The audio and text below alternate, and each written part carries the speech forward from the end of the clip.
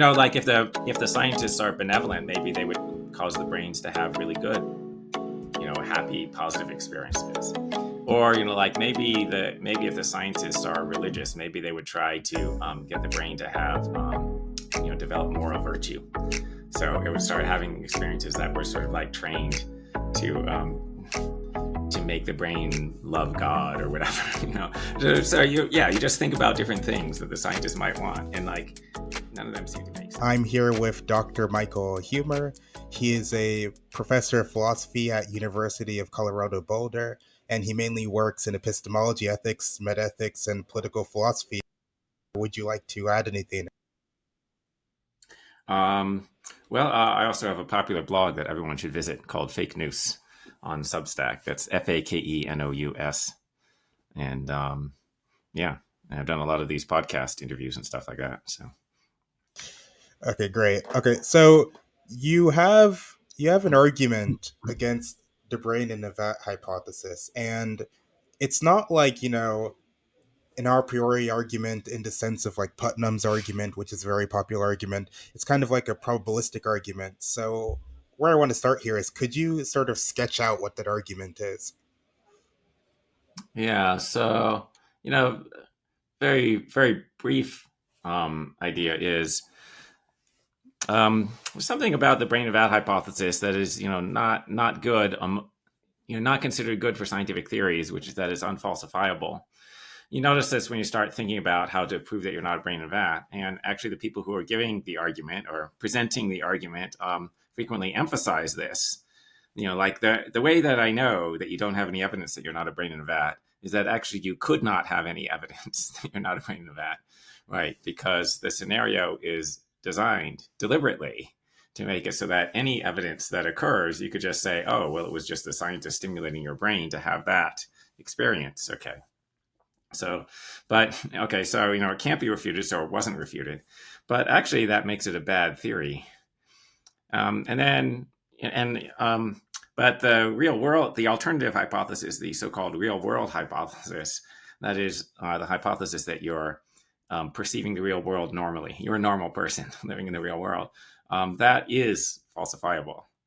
Okay, now it's a very broad claim that you're perceiving the real world normally. So, you might think it's kind of hard to falsify at that, but actually, it predicts that you should have roughly coherent experiences that, there would be like, following the natural laws. Okay, you don't know what the natural laws are in advance, but just like it should be coherent, there should be some rules.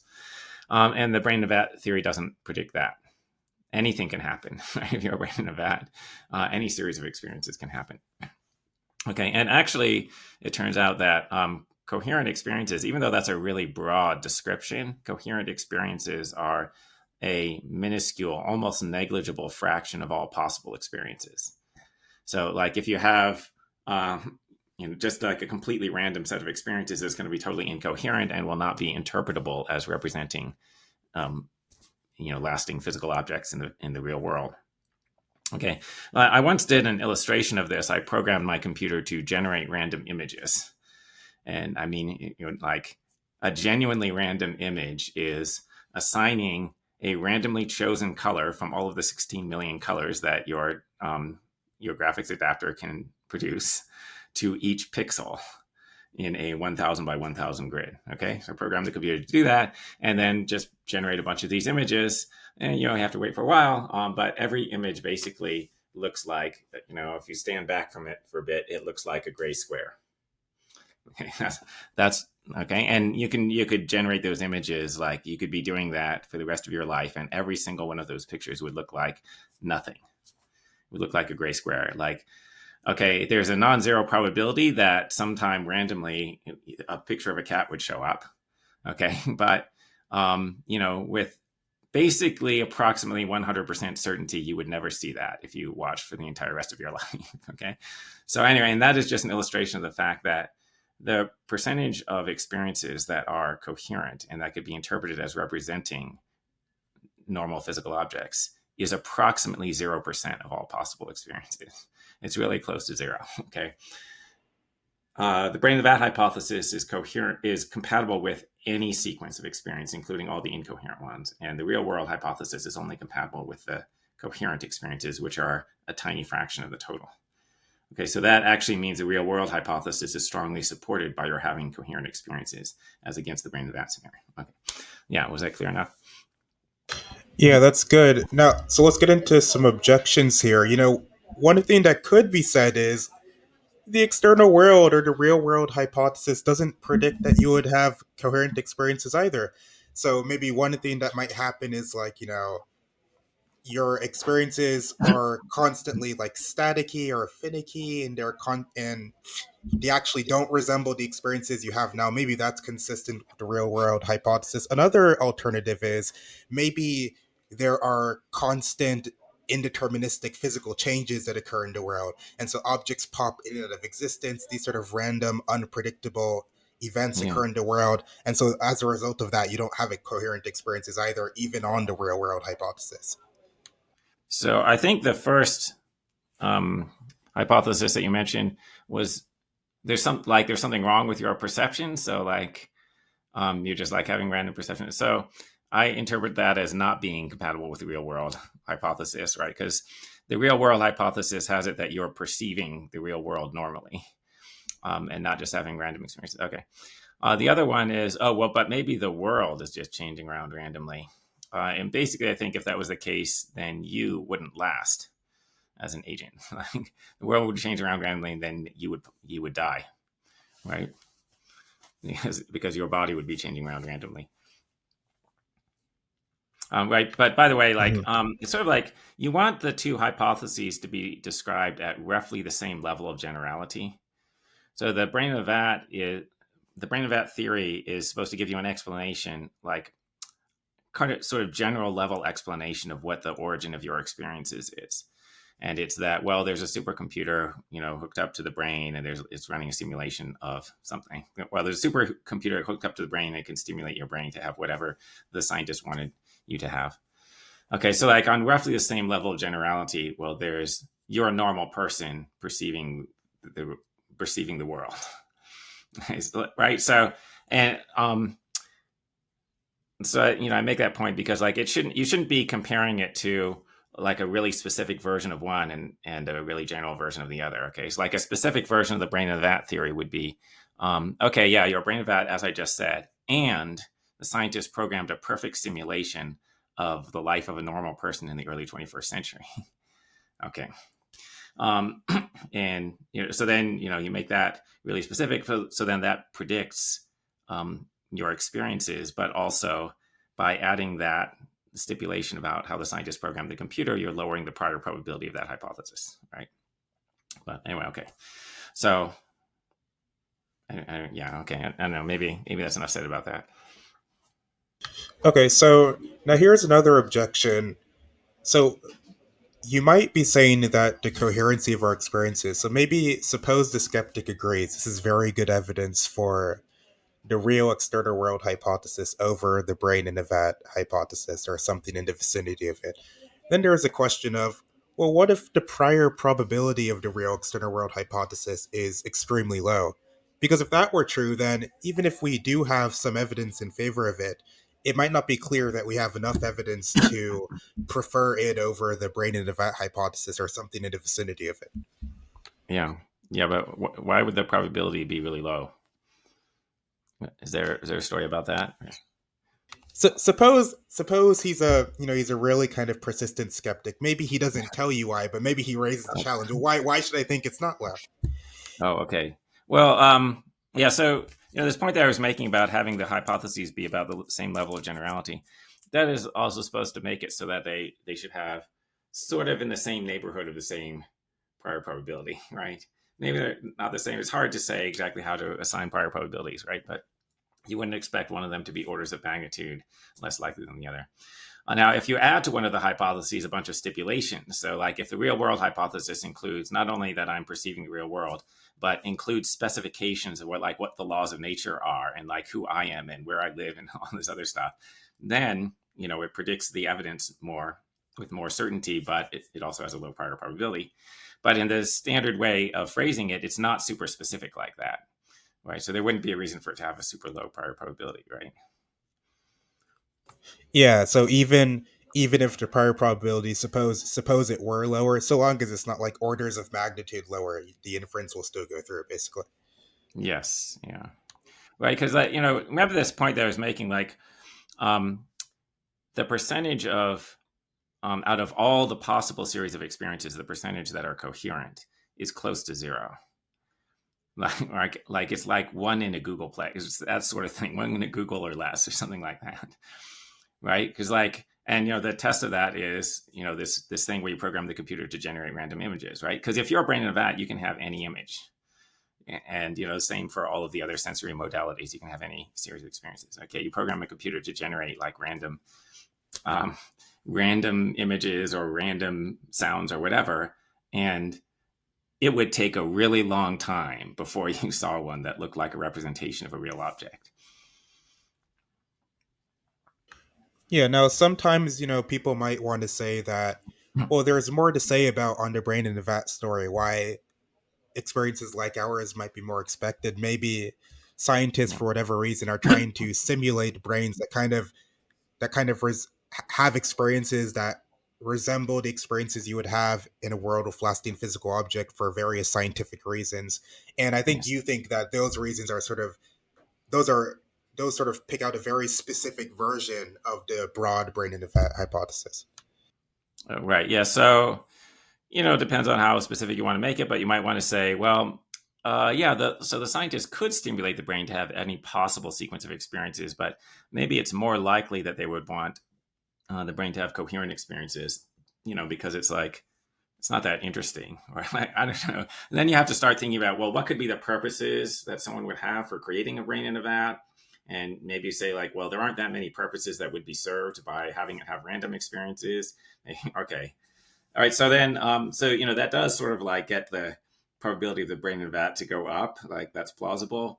Um, okay. But it's still the case, I think, if you think about the purposes for which somebody would make a brain in a vat, it's still the case that it's really hard to see why they would give it this sequence of experiences. Like, you could see why, like, maybe they wouldn't want it to just have some random image that looks like a gray square. um, but like, when you start thinking about what the reasons could be for making a brain in a vat, like, none of them really make sense of our having this just totally mundane, not very interesting sequence of experience, which I assume you're having, like just like a normal person's life. Like, if the scientists are benevolent, maybe they would cause the brains to have really good, happy, positive experiences.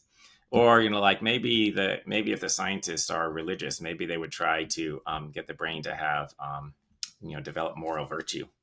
So it would start having experiences that were sort of like trained to make the brain love God or whatever. So you just think about different things that the scientists might want, and like, none of them seem to make sense of this.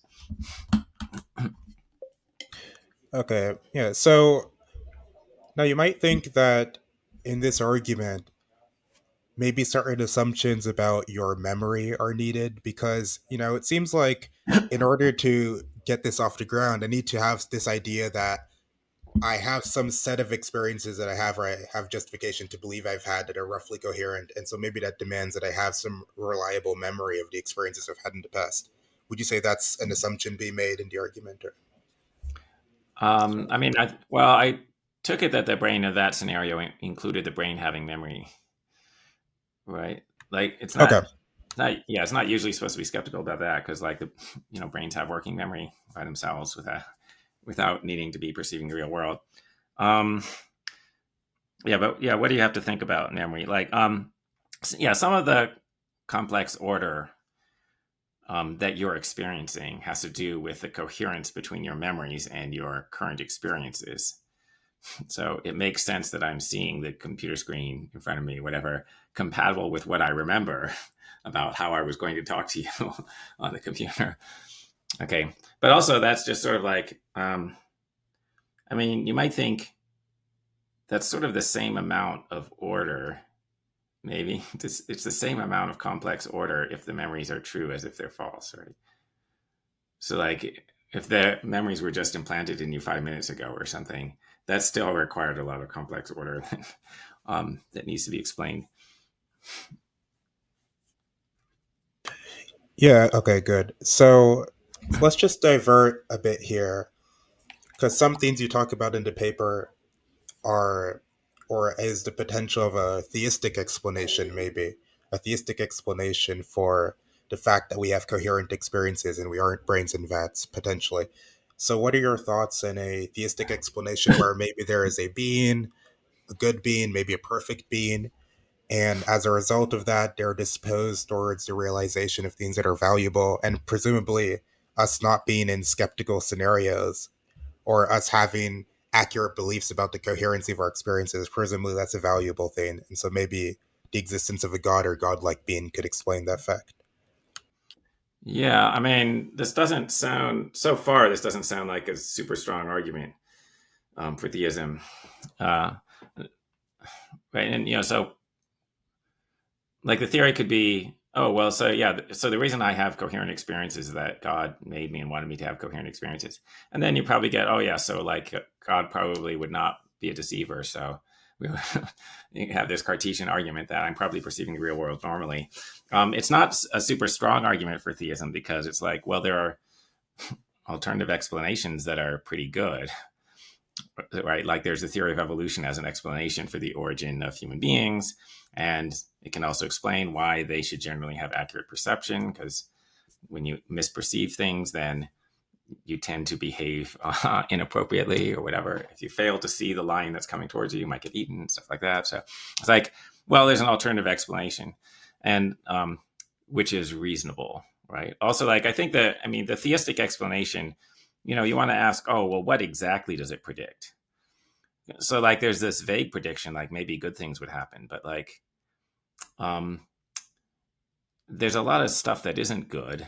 Does the theistic explanation predict that? Like there's a lot of bad stuff, like and like it's hard to say simultaneously, oh, like I'm going to use God to explain the good stuff, but I'm just not going to say anything about the bad stuff, or like I'm not going to take the bad stuff as evidence against that theory, right?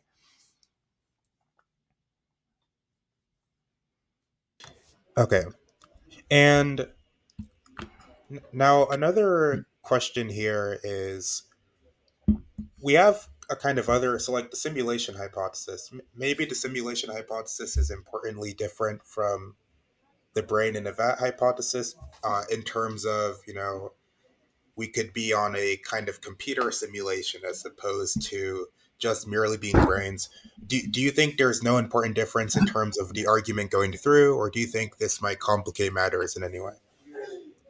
Well, I mean, it's just that the simulation theory is less plausible. That's the only difference. So, okay, so like the simulation hypothesis has the same issue about unfalsifiability. So it's compatible with too many alternatives. It's compatible with virtually anything. And then when you start thinking about what the purposes could be for making the simulation, it's not really. There's, there's not an obvious explanation for why they would create something just like this. Okay, but in addition, you have the problem that the theory is assuming that computer programs can be conscious, and that like a computer simulation of a person is a conscious being. And I have near zero credence in that. Okay, now so there are a bunch of people in philosophy of mind who believe that, but I would just say like that is a debatable assumption. And would you, your near zero credence, that would be because you endorse a kind of dualism? So, well, I am a dualist, in philosophy of mind, but basically I buy the Chinese room argument. So, I think a simulation of X is generally not X, and basically, yeah, there's no reason to think that a computer simulation of a conscious being is a conscious being. Okay, good. Do you think that there are any additional, aside from this kind of probabilistic argument you have, are there any additional like a priori issues with skepticism, or a Um, skepticism of this form? I don't know. Like some people say, people sometimes wonder about whether skepticism is self defeating. Um, So there's an argument that global skepticism is self-defeating because if it's true, then you're not justified in believing it, so you can't be justified in believing it.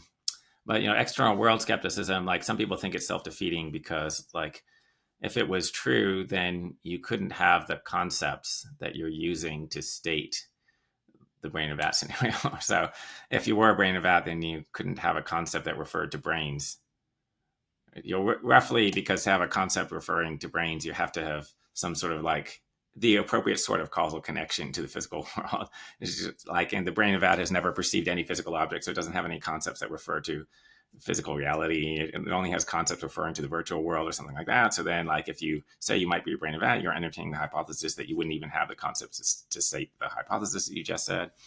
Yeah, the other thing, I don't know if this is a priori, but there's the the G.E. Moore response to skepticism, right? Which is roughly that okay, so the skeptic is giving an argument that has certain premises, and these premises will generally be some like abstract general claim about the nature of knowledge, or they will include abstract general claims about the nature of knowledge, like in order to know P, you have to have evidence that rules out every alternative to P, or something like that. Or in order to know something on the basis of some evidence, you need to have evidence that rules out every alternative explanation of the evidence, or something like that. Okay. And then there'll be a claim that, well, you don't have any evidence to rule out the brain of that scenario. And then there'll be some further argument for that about the nature of evidence. Like if a hypothesis explains your evidence, then that evidence doesn't count as evidence against that hypothesis. Okay. So there will be these general epistemological claims that are part of the premises. And then there's a conclusion that denies that you have knowledge of things that everybody initially thinks that you do have knowledge of. Right? And it will be rejecting like absolutely paradigmatic knowledge claims, right? Like not controversial knowledge claims. Like somebody claims to know that global warming is man-made, and then you have a debate about that. No, we're not talking about that. We're talking about things that nobody disputes. like I know how many fingers are on my hand. Okay. So anyway, so the skeptic will be denying that. And, G. Moore would just say, well, okay, so like you've got to reject one of these things. You got to reject one of these abstract epistemological premises, or you got to reject this claim, or, that you have knowledge of how many fingers are on your hand. And it's just more plausible to reject the abstract philosophical premises. Right. And so, there's like, say you have an argument that has premises A and B and concludes, therefore, not C. Okay, well, that argument is valid if and only if A, B, and C are incompatible with each other, which is equivalent to A, C, and B are incompatible with each other, which is to say, the argument A, C, therefore not B is equally valid, or B, C, therefore not A, also equally valid. Okay, then Moore would say, so you have three equally valid arguments. The best one is the one that has the most initially plausible premises. So like the premises that when you initially come to the issue seemed most obvious to you. Okay, and the most initially plausible premise is probably that I do know how many fingers are on my hand. Right, and so it makes more sense to reject one of these abstract philosophical premises. Yeah, now about the kind of, the sort of the idea that if you were a brain in a vat, you wouldn't be able to have the right kind of concepts to express that. So it seems like this argument requires either something like externalism about mental content, or potentially something like, a causal theory of reference, or maybe some combination of the two. Do you find either of those views plausible? Oh, yeah. So, I mean, the causal theory of reference is a form of externalism. So, yeah. So both of those. I mean, those are not my view. Like, I don't think they're unreasonable views. Like, there are plausible arguments for these views, which you find in Hilary Putnam and others. They're not my view per se. So I actually don't think it's a correct argument. So I think like the brain of that could have enough concepts to formulate a hypothesis about how it was deceived. And I suppose I think there's some amount of intrinsic intentionality in our experiences. Like you're intrinsically referring to your sensory experiences intrinsically refer to spatial properties. And so the brain can have the hypothesis that the stuff that is causing its experiences does not in fact have the spatial properties that it appears to have. And so like I don't think that you need the causal theory of reference to explain how I'm referring to squareness or something like that when you have a visual image of a square. Okay, so let's talk about induction for a bit, because you do also have, in your book Paradox Lost, you talk a bit about the problem of induction. Yeah. So I guess like the basic kind of Humean problem that everybody hears is like, well, we often think that if I take a ball and I drop it and it actually falls to the ground, and I do that a bunch of times, we have good reason to think that if I drop it the next time, it will fall down in the same way. But maybe this kind of idea presupposes some principle that is roughly like, the future will resemble the past, or the future will resemble the past in some certain respect. And if you think about this principle, it doesn't seem like it's a priori true, nor is there like a kind of knockdown deductive argument for it. And if we were to try to inductively support this principle, it seems like we'd have to rely on it. And so there'd be kind of circularity here. And I think you have a response to this problem. And so it'd be useful for you to sketch it out here. Yeah. Yeah. So, Hume said something like, you're presupposing that the course of nature is uniform or the future will resemble the past. And that's not exactly what he should have said, because many inductive inferences, an inductive inference doesn't have to be about the past and the future. Right. So it could be about things that exist at the same time. Like, okay, so like you observe some ravens and then you infer that the other ravens that you are not observing, like the observed ravens are black, you infer that the unobserved ones are also black. But it could be that you're talking about at the same time, not in the future. Okay, so the correct formulation is something like, oh, you're presupposing that unobserved things tend to be similar to observed things. Okay. And now I guess, so I just think, no, you're not presupposing that. Actually, so like I think what you can do is you can give sort of an inference of the best explanation, and there's sort of like there's a Bayesian account of why inference of the best explanation works. Okay, so what you do is sort of like, well, you could look for different explanations for the evidence that you're having, and then you have some you have some prior probability distribution for the different explanations. Okay, but then when the evidence that you're observing is strikingly uniform, then that can be explained by there being laws of nature, and is not well explained by the hypothesis that there aren't any laws of nature and everything is just random. Okay, but then you raise the probability that there are laws of nature, but then that predicts that in the future you're going to continue to having similar experiences. Yeah, so that's sort of the short version. Then there's a whole lot more detail that could be given. Sure. So how about you walk us through a case where you would apply this directly? Yeah. I mean, so like I had to sort of abstractly characterize the example. Well, okay, so maybe this is a better example, because in the paper it's sort of very abstract. But okay, so like you're observing, you're observing these ravens, and they just keep coming up black, and you're like, okay, and let's say you randomly selected ravens, and you observed 3,000 of them, and this is an example discussed by David Stove, right, in his book The Rationality of Induction. Okay, and like they keep coming up black, and then I wonder why the observed ravens keep being black. An explanation for this could be that, well, most ravens in the world are black.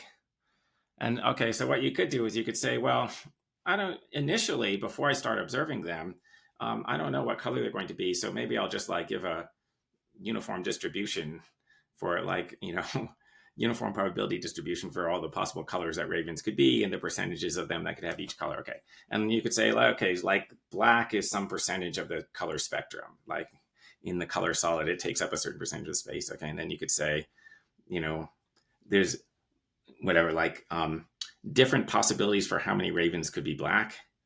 You could say like, maybe it could be between 0 and 100%. All right. And then you just think, okay, so if um, if the percentage of actual ravens just in the world that are black is close to 100%, then the probability that the ravens in the observed sample would be all black would be high, right? But if the percentage of ravens that are black in the world is lower, then the probability that the ravens in the observed sample would be all black would be really low. And it gets lower the more ravens that you take. So if you observe 3,000 ravens and they were all black, but in the world as a whole, only 10% of ravens are black, that's super duper unlikely, right? So then, you could infer that probably close to 100% of the ravens in the world are black, right? Yeah, it's interesting. It's funny because I every time I hear this Hume's problem, even since the first time I heard it, I was almost certain that I never actually assumed what he called the principle of uniformity when I did induction. I was like, there's no way. I was kind of shocked that people seem to take this problem very seriously. Not that it shouldn't be taken seriously, but I was shocked that it kind of had the reputation it did. Yeah, I mean, well, it's shocking how many people endorse skepticism, right? It's just like, um, okay, so like Hume has this interesting argument for skepticism about induction, but like Karl Popper endorses it, and I suppose he probably has a bunch of followers. Okay, and like usually with skeptical arguments, even when people don't know what's wrong with them, they don't just endorse it. Like, yep, I guess I know nothing. I don't know how many hands I have. I don't know. uh, there are some skeptics, but they're not that many. And it doesn't appear that the inductive skeptics realize that this is a completely insane position, right? And by insane, I mean that if you acted as if you believed that in real life, you would belong in a mental institute. Like, that's not an exaggeration, right? Right? Because like virtually every normal everyday belief depends on induction. And so, like, oh, well, I'm going to walk out the room later. I don't know what I'm going to find out there, because I don't trust induction. So, maybe when I open the door, it will be a gateway to Pluto, equally likely as it being another room in Denver. Okay, and just like nobody thinks that. Okay, so it's sort of like, there's this. It's like in real life we see that you don't really believe that, but you say that you believe it. Right? It's like this happens with a lot of philosophical positions. Yeah, it's funny you say nobody actually believes that because I actually heard Kane Baker once say that he actually wouldn't be surprised if the sun turned into a dragon and flew away. I don't know who that is, but I bet he would be surprised. Oh, you Is don't? he ever Oh, surprised? What? he's like a philosophy YouTuber. I'm kind of surprised you don't know him. Kane Oh, B. oh, okay. I don't know, but yeah. Like, Uh, has this guy ever experienced surprise in his life? Is he claiming to like not know what surprise is? Because like that's right. Because like that's the only sense, right? Like if that yeah. doesn't surprise him, then it must be that he's never been surprised. Yeah. Okay. Now here is a potentially stronger version of sort of uniformity of nature skepticism. Now, assume for the sake of argument that either there is a multiverse or maybe however you want to cash it out, there are different regions of space time to have like different laws of nature, so on and so forth. Something like a multiverse. And now it seems like if this is true, there is going to be a very large, let's say, infinitely many epistemic duplicates of me. And so those are going to be people who have the same evidence as me up to a certain point, but in their world, maybe like something goes different with respect to the laws of nature in our world. So, they have the same evidence as me up to this point, but when they drop a ball, it randomly flies up. And so then, because there are all of these worlds with people who have the exact same evidence of me, it then seems a bit sketchy. So why should I really think that when I drop the ball, it's gonna come down when there are infinitely many people with the same exact evidence to me up to this point, and the ball will fly up or something else will happen differently? Yeah. Is this an infinite multiverse or just a large finite multiverse? It's a let's say it's an infinite multiverse. Yeah. So, because I asked that because then you have other questions about whatever, how you compare the numbers of the numbers of infinite worlds. But basically, in most of the cases, yeah, even if there's an infinite number of you, or a large finite number of you, in most of the cases, when you drop the ball, it goes down. Okay. By the way, among the people who have theories of the multiverse, all of the universes have some basic aspects of the laws of nature the same. So they all have relativity and quantum mechanics, right? And they're thought to, like, the people who make these theories think that they will have different values of some of the physical parameters. So, like, the gravitational constant might differ from one universe to another, but they're still going to have gravity. Okay, so and I don't think that they have a hypothesis of the gravitational constant being negative, but I could be wrong. But anyway, so okay. But by the way, like, if that was the case, like, if gravity was repulsive instead of attractive, then the people just wouldn't exist, right? It's because stars wouldn't have formed, and you're made of elements that were forged in stars, so you wouldn't exist. So okay. So anyway, okay. Now, Yeah. so it's a little more complicated if there's an infinite number of these universes, because you could say the number of people who see the thing fly up in the air is also infinite, and then you have to talk about how you compare these different infinite numbers of worlds, right? But basically, there's going to be some measure on the infinite set where the measure of the worlds where something normal happens is going to be larger than the measure of the worlds where something weird happens, right? Yeah, and do you think there is a potential issue with, well, how do we choose the right measure? Maybe it's like it becomes a bit arbitrary at some point. Yeah. I mean, there are philosophical views in which there is no correct measure, right? Like, there are some philosophers, I think, who would say, no, there's no objectively correct measure. So, like, you could have any measure, and in which case, I think, and then they would say there's no basis for making claims about the probabilities. Okay. But then I just think this is a totally implausible view. Right. So, okay. So, yeah, well, the reason why people would say that is that there are many cases in which it's really hard to say what the objectively preferred measure is on an infinite set. And there are cases where it looks like there are two equally natural measures. So it's really hard to say which one is correct. Okay. But I don't think that you should say anything goes. All right. So, like, one thing is, there's sort of like, there's a space of possible configurations of the physical world. And there's sort of like standard ways of describing it, where, like, there's a dimension for the position of each particle, and maybe there's a dimension for the momentum of each particle, or something like that. And then you could just, like, take the volumes in that space. It's a really high dimensional space, but there's volumes in that space, and you could take that, just like the Lebesgue measure, to be the correct measure, or something like that. Something that's not just radically different. Okay. Now, another thing you talk about in the same book, Paradox Lost, is you talked about the principle of indifference, and that's something I'm particularly interested here in, because a lot of philosophers, people who are philosophers of probability, or people whose work in some way involves probability, are critics of the principle of indifference, because there are a lot of these kind of objections to it. So Joseph Bertrand has this idea of Bertrand's paradox, and that's supposed to be, a collection of related thought experiments that can show that the principle of indifference might not produce definite or well-defined results when it comes to probabilities where the domain is infinite, or infinite, Yes. usually continuous. So I mean, I think the simplest example of this is, suppose I know there is a factory that produces cubes, and the only thing I know is that the cube produces a maximum of cubes with a side length of 2 inches. Now I can ask this question, which is, okay, well, what's the probability that the factory produces a cube of length 0 to 1? But that's also going to be equivalent to asking the question, what's the probability that the factory produces a cube of area 0 to 1?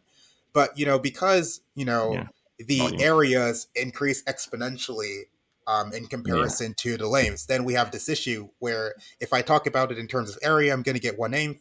But if I talk about it in terms of lengths, I'm going to get 1/2. Yeah, you mean volume, right?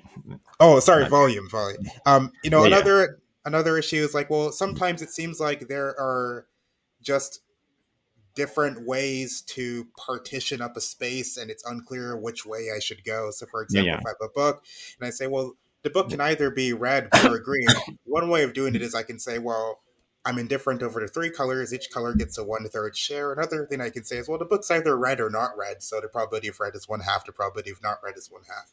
Yeah, So, yeah. how do you think you resolve some of these issues? Yeah, yeah. And by the way, that's not a different issue. That's the same issue. So, all right, there's all the issues are there's a space of possibilities, and there are different ways of dividing it up, right?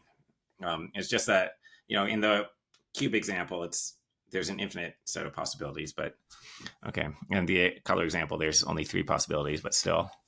Uh, Um, Oh, real quick, just about what you said. I think. Do you think there is a difference in terms of because I think the thought I had was in the first case it's like a mathematically equivalent description. So the cube and the volume versus the side length they're like supposed to be mathematically equivalent, but in the sort of color case, it's not like really there's a sense of mathematical equivalency. yeah. Well, no. I mean, there's sort of conceptually equivalent descriptions, right? So, like in the color case, you could divide the space into red or not red, and then divide the not red space into green or blue.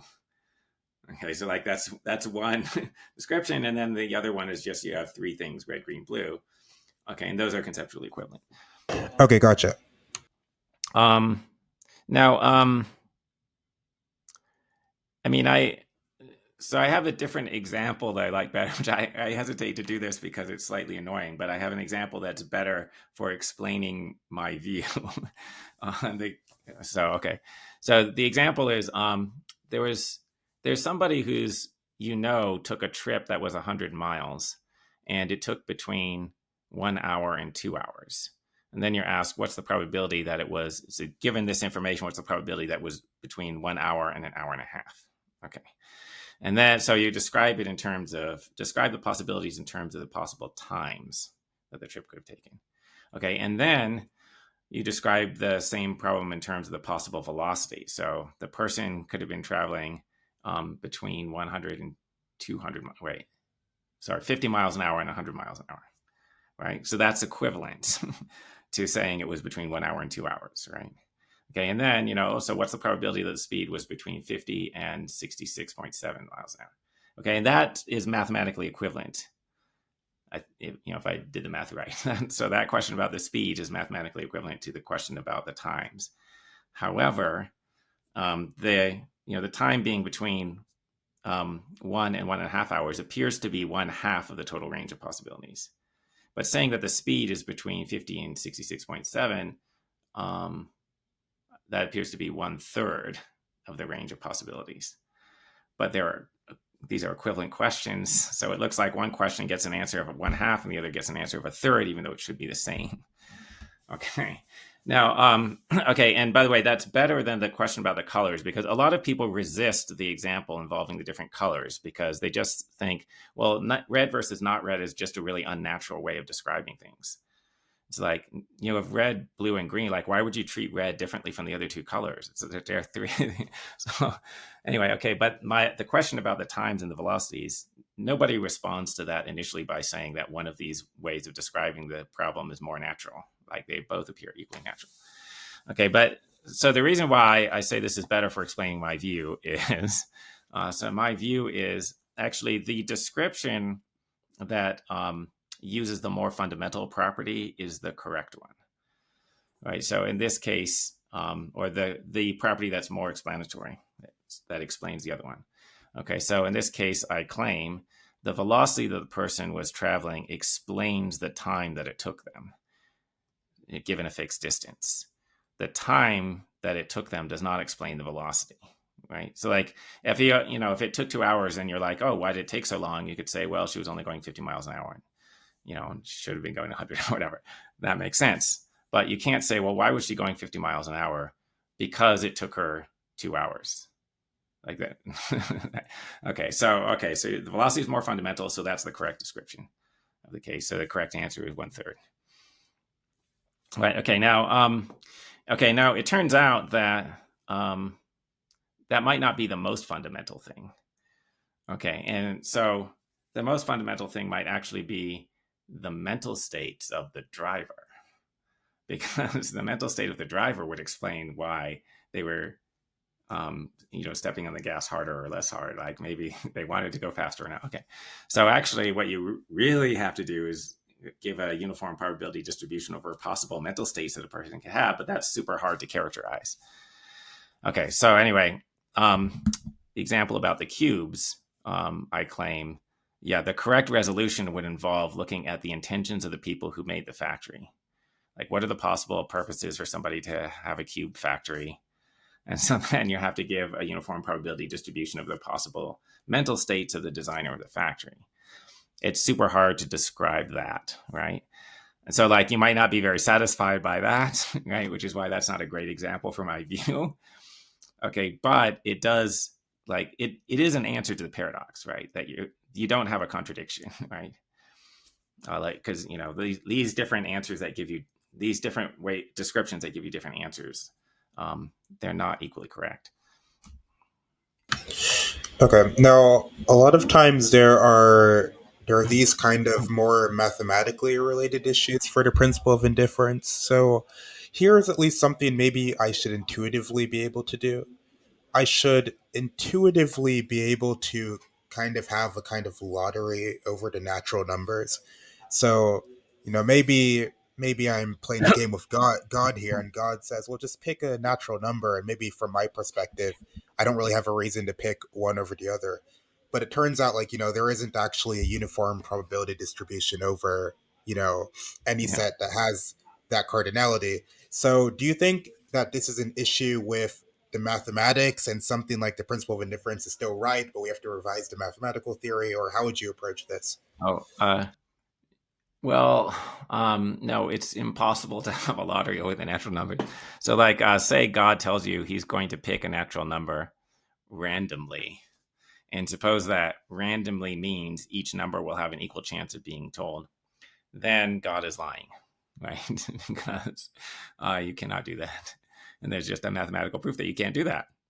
Okay.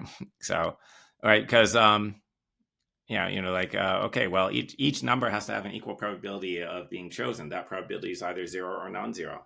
If it's non-zero, then the total probability is infinity. Probabilities can't be more than one. They can't be infinity. So that can't be. So the probability has to be 0. So then that means he doesn't choose a number.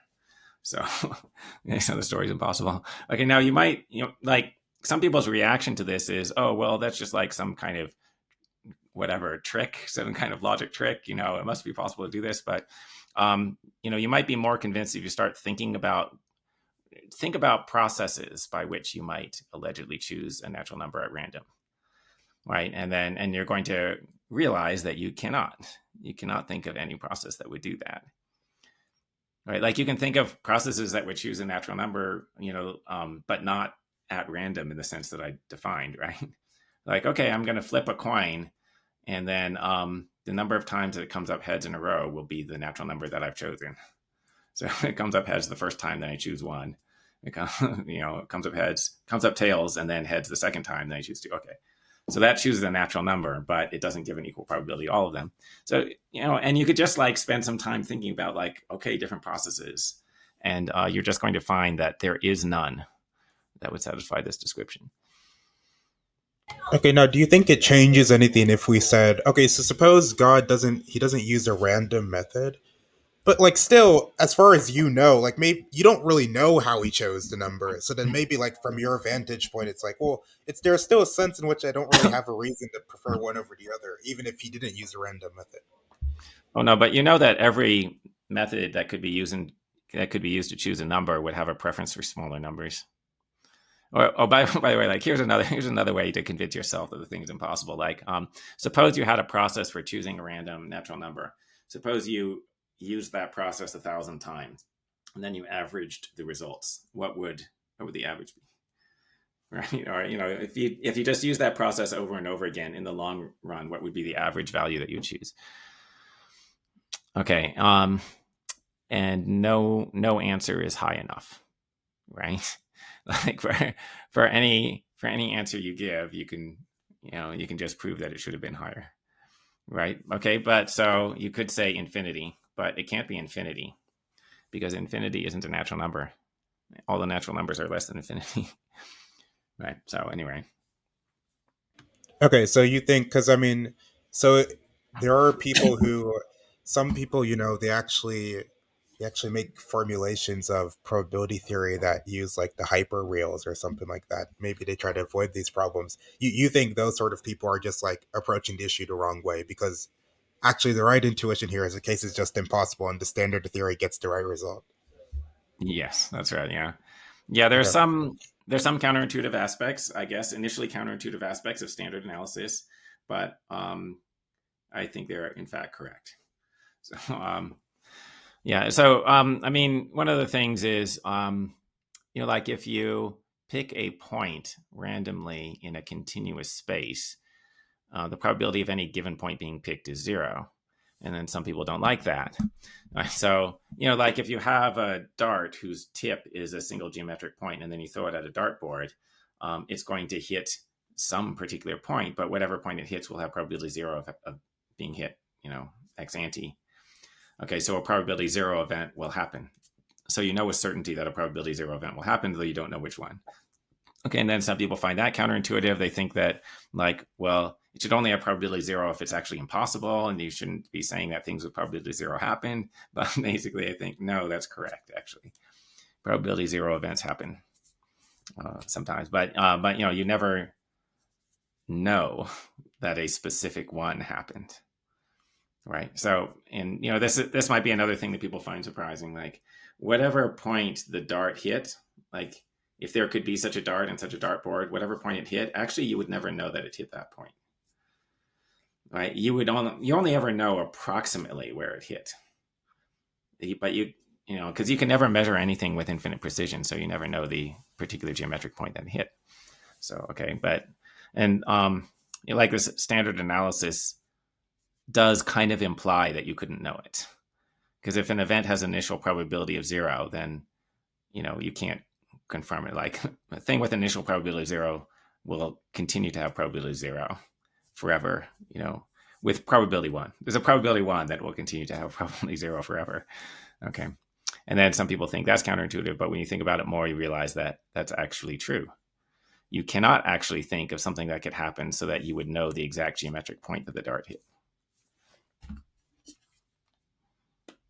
Okay, now I'm curious about, so this is like a slight derail of the current topic, but do you think that there can be like a continuum amount of people, for example, or like a continuum amount of tables? So no. Yeah. So, just, I don't know, for listeners, right? Okay. There are different kinds of infinity, right? There's Aleph null, the so-called countable infinity, which is the infinity of the natural numbers. Like there are Aleph null natural numbers. And then there's the continuum, which is like the number of points there are on a line or in space. And also it's the number of real numbers that there are. I mean, I can't very convincingly explain why I think this, but I think there could not be continuum many people. There could be Aleph null people, as far as I know. Not even really sure about that, but anyway, I think there could be Aleph null people, or there could be a finite number, but I don't think there could be continuum many. Now, roughly speaking, it's because when I think about the continuum, the things that there are continuum many of are, in a sense, idealizations and not real things. Like there's continuum many points in a region of space, but these points are, in a sense, not real things. They're sort of like, there's sort of ideal objects, right? It's like a point is a part of space with a size of zero. And you can't even really imagine what that is, right? And so, and it's like the continuum only arises when there's like some ordinary object which is divisible.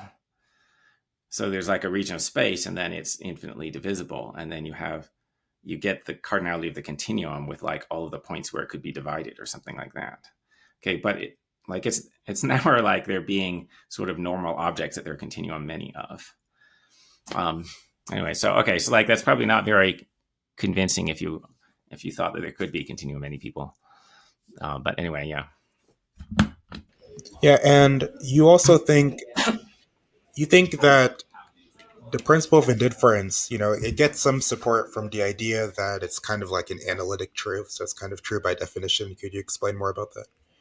Yeah, good. Yeah. So the principle of indifference says something like if you have two alternatives and there's no reason to favor one of them over the other, then they're equally probable.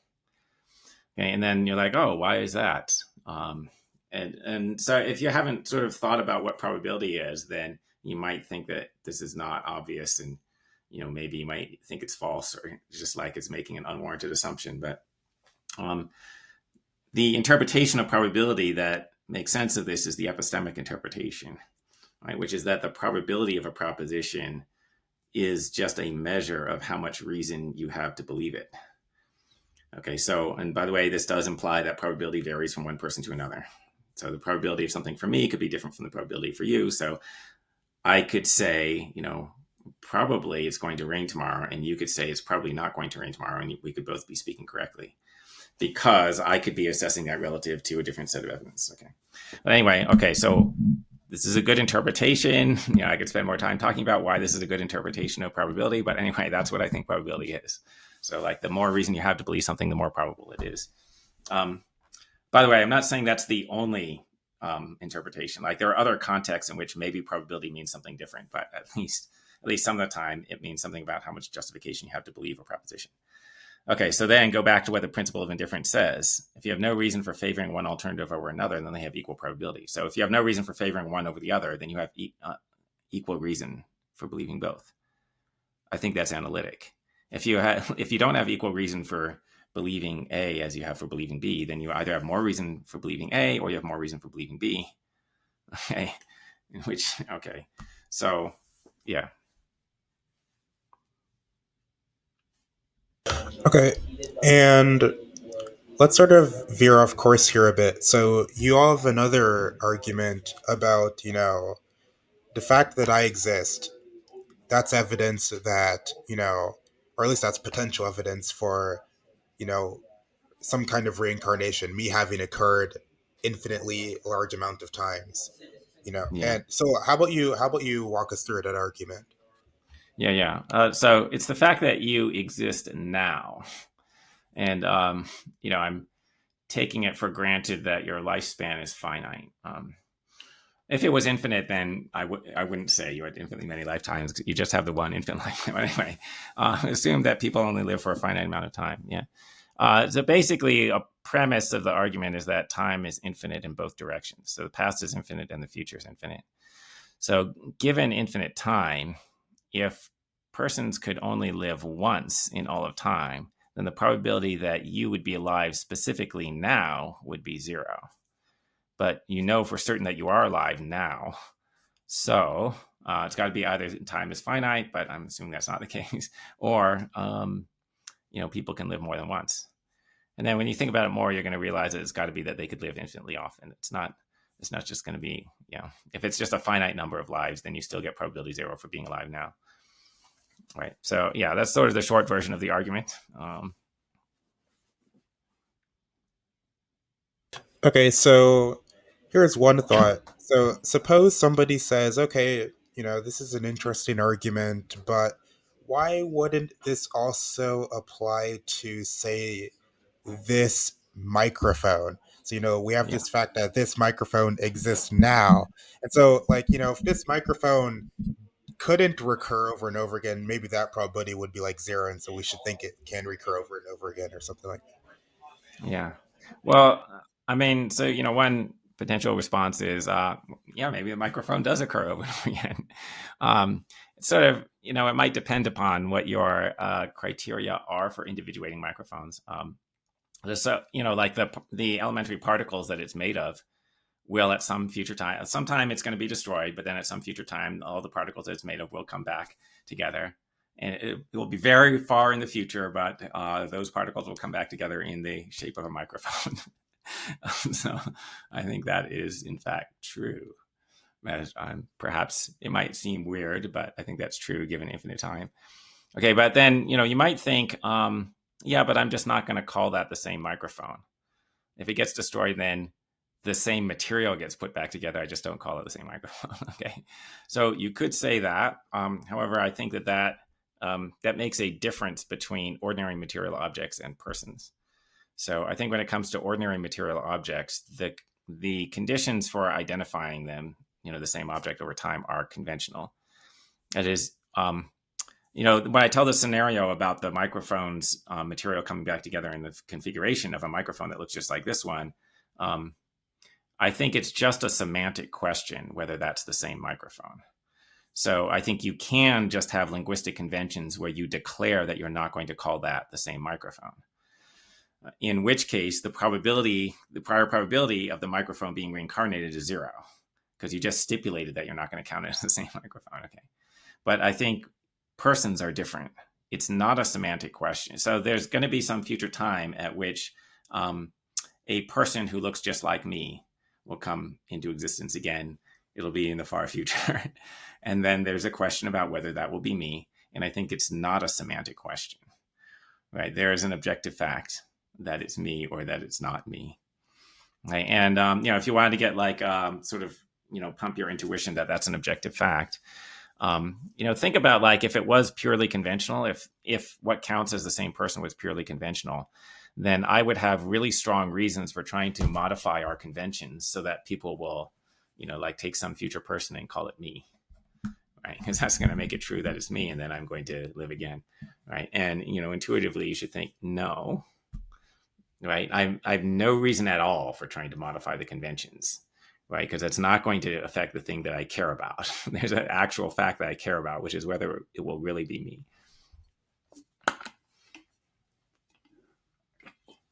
Yeah, now, there are some views about personal identity. You mentioned some in the paper, but suppose somebody thought that, well, being a person, being me, requires some kind of, uh, spatial temporal relatedness in a way where if somebody were to occur at a different point in time that's spatially disconnected from me and my body right now, then it would be metaphysically or logically impossible to say that person is me. Now if somebody thought that view were right, then it seems like there is an issue, which is if some the kind of recurrence view would be a kind of impossibility for them. Do you think that would just sort of prevent them from even seeing the force of the argument, or do you think there's anything else to go Right. off of? Yeah. So good. Yeah. So there's a Bayesian argument for reincarnation, and in the paper there's this Bayes theorem calculation. It's not much of a calculation because the key to it is that one of the quantities is 0. Right. So the probability of your evidence, given that there's no reincarnation, is 0. So then the probability, So the probability of no reincarnation is 0. Okay. Okay. So, but it is a premise of the argument that the initial probability of reincarnation is non-zero. Okay. So non-zero chance that you could live again, and then you have evidence that you're alive now, then, okay. And that has a non-zero probability given reincarnation, but 0 probability given no reincarnation. So reincarnation theory is decisively confirmed. Okay. If you're completely certain that people can't be reincarnated because it's incompatible with your theory of personal identity, then you reject the argument. However, you should not be completely certain that your theory of personal identity is correct, because this is in fact a highly disputed area, and no theory of personal identity is that compelling.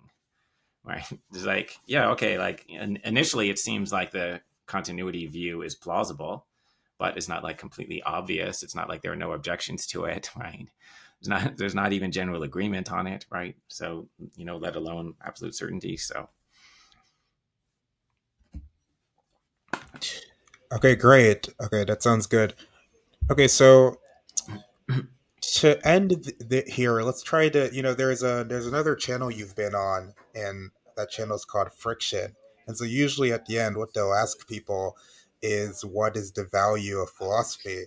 I'm actually going to ask you, what is the value of doing anything other than philosophy? Well, I mean, you do have to eat. So, and for most people, philosophy doesn't give them food. It gives them food for thought, but not food for the body. Um, and, like, oh, are there other things that are valuable? Sure, like happiness and enjoyment. There are other things in life that could be valuable besides philosophy. Like, so like you want me to list things that are valuable? I don't know. I'm sure it's more than just philosophy, though. Actually, I mean, it's sort of like you can see the practical value of a lot of other fields of knowledge, like particularly natural science. Because, like, okay, see, we wouldn't be having this conversation if somebody hadn't designed these computers. Like, that required some non-philosophical scientific investigation. So, right, which also led to, not only helping us have a philosophy conversation, but a lot of other people do a lot of other things that they wanted to do, which I suppose is good. Usually desire satisfaction being good. So, Okay, good. And is there any book you want people, some of the listeners, to read? You should probably mention it. Or yeah, I have like a dozen books which you could find on Amazon. Go to my Amazon authors page, like look up my name and then just like buy all 12 of them, and that's gonna be good.